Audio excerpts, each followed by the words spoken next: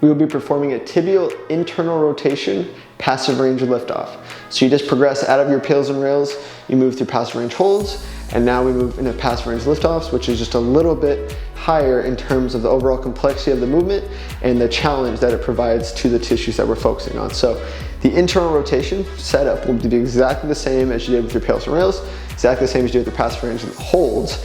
Now with the liftoffs, what we're gonna do is take that same setup, right? So we're hugging that leg, left hand grabs right bicep, right hand pulls my tibia into maximum internal rotation. But now we want to be able to lift off the support of this hand. So if I was going to go here and just move from there, that's just ankle working, right? Because I'm at my end range of tibial internal rotation.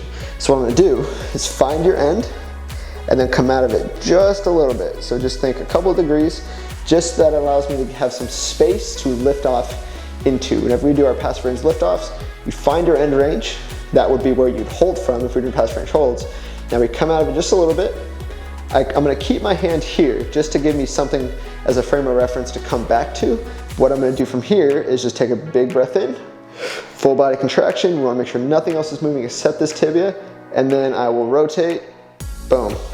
I will just rotate off, pull away from the support of my hand, come right back down.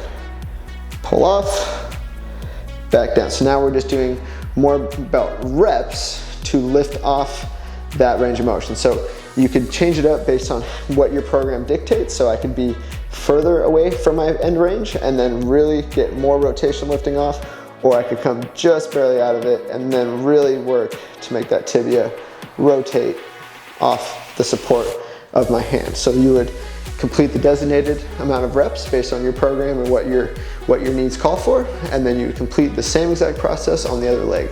So those are passive range liftoffs for tibial internal rotation.